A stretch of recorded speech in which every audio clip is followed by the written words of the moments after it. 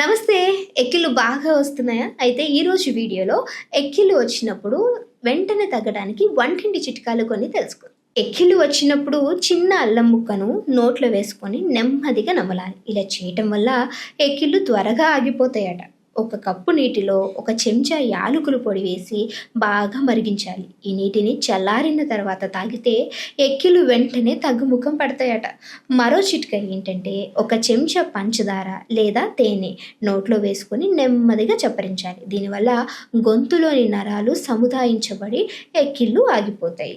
ఎక్కిళ్ళు తగ్గటానికి గట్టిగా గాలి పీల్చి సాధ్యమైనంతసేపు గాలిని అలాగే బిగబెట్టి ఆ తర్వాత నెమ్మదిగా వదలాలి. ఇలా కొన్నిసార్లు చేస్తే ఎక్కిళ్ళు ఆగిపోతాయి. చల్లటి నీటిని నెమ్మదిగా సిప్ చేస్తూ తాగటం వల్ల కూడా ఎక్కిళ్ళు ఆగిపోతాయట.